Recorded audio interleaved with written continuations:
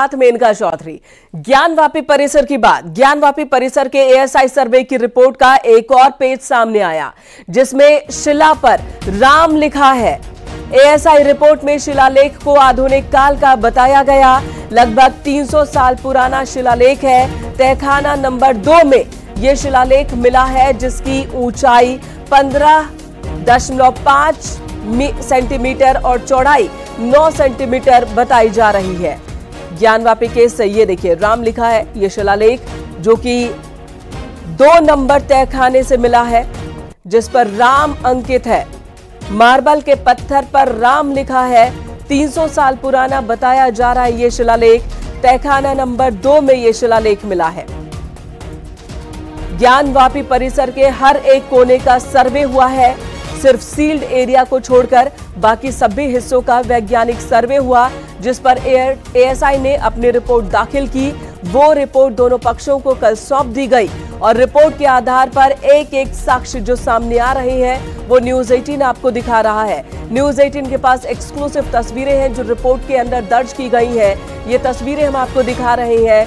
1-2 नहीं बल्कि 32 ऐसे सबूत हैं जो बता रहे हैं कि यहाँ पर पहले मंदिर था और मंदिर के ऊपर ही मंदिर के अवशेषों से ही मस्जिद का निर्माण करवाया गया।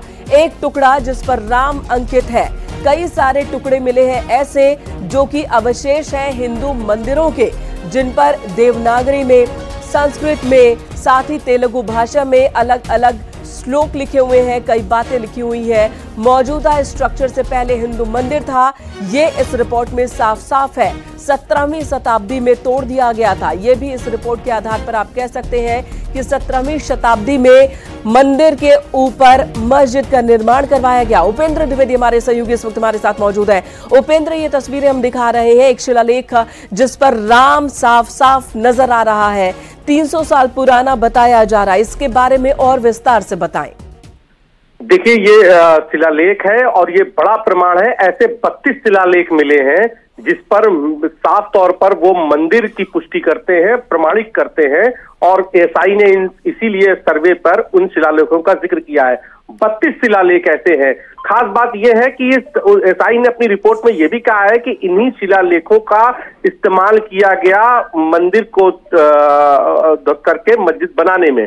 तो खास बात इन शिलाओं की जांच की गई, इन शिलाओं को लेकर 32 शिलालेखों की जांच की गई और इसमें एक शिलालेख जो टूटी मिली है, खास बात यह है कि ये एक जिसमें राम का नाम लिखा है और एक शिलालेख टूटी जिसमें फारसी भाषा में औरंगजेब के फरमान का भी जिक्र है जिसमें मंदिर को तोड़कर मस्जिद की बात कही गई। ये एएसआई ने कहा है और एएसआई ने साफ तौर पर जो 20 पेज जो फाइंडिंग रिपोर्ट है, 20 पेज, उस 20 पेजों की फाइंडिंग रिपोर्ट में जो कंक्लूजन वाली लाइन है उसको जरूर जानना चाहिए कि इसने 32 शिलालेखों के और अन्य साक्ष्यों के आधार पर कहा है कि ये साफ इसको कहा जा सकता है, इट कैन बी से कि यहाँ पर भव्य मंदिर था जिसको मौजूदा स्ट्रक्चर जो मंदिर नष्ट करके मौजूदा स्ट्रक्चर बनाया गया, यानी कि मौजूदा स्ट्रक्चर उपेंद्र, जो पश्चिमी दीवार है वो 5000 साल पुरानी बताई जा रही है।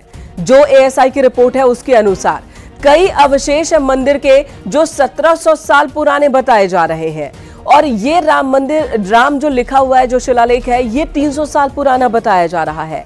क्या इसके बारे में रिपोर्ट में है कि ये यहीं का टुकड़ा है या कहीं और से भी लाया गया? क्योंकि कई ऐसे पिलर्स हैं जिसके बारे में कल एएसआई रिपोर्ट की जब जानकारी दे रहे थे विष्णु शंकर जैन तो उन्होंने बताया था कि 1669 में उसे तोड़कर उसका इस्तेमाल मस्जिद बनाने में किया गया, उस पिलर का इस्तेमाल किया गया। तो इस शिलालेख की तारीख के बारे में भी कुछ आइडिया है क्या? बिल्कुल, देखिए, जो रिपोर्ट्स है उसमें एएसआई सर्वेक्षण के दौरान मैंने कहा कि 32 ऐसे शिलालेख मिले थे जो पहले से मौजूद हिंदी मंदिरों के प्रमाण है और जिनका मौजूदा ढांचे के निर्माण और मरम्मत के दौरान दोबारा उपयोग किया गया, ये एएसआई की रिपोर्ट में लिखा है और ये बात विष्णु शंकर जैन ने भी कहा। दूसरी बात, इन शिलालेखों में 3 बातें और हैं कि देवनागरी, तेलुगु और कन्नड़ लिपियों के शिलालेख भी शामिल है। तेलुगु, अगर आप काशी में जितने प्राचीन मंदिर हैं आप उनको देख लीजिए तो उनमें नाम 2 भाषाओं में लिखे हैं, या तो हिंदी या फिर तेलुगु। तो संस्कृत में भी नाम है, तो तेलुगु इसलिए क्योंकि तेलंगाना का तेलुगु का काशी से जुड़ाव रहा है और वहां के लिए काशी विश्वनाथ की बहुत महत्व है, इसीलिए ये बात साफ तौर पर बताई जाती, कन्नड़ का भी जिक्र है।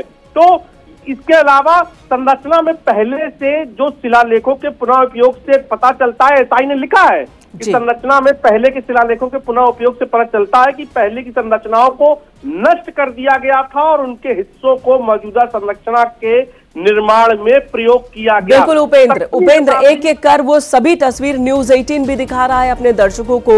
एएसआई की रिपोर्ट में जो जो सबूत रखे गए हैं कि पहले यहां पर भव्य मंदिर था, भव्य मंदिर के ऊपर ही मस्जिद का निर्माण करवाया गया, मंदिर को ध्वस्त करके 17वीं शताब्दी वो वक्त भी बताया जा रहा है जब मंदिर को तोड़ा गया होगा।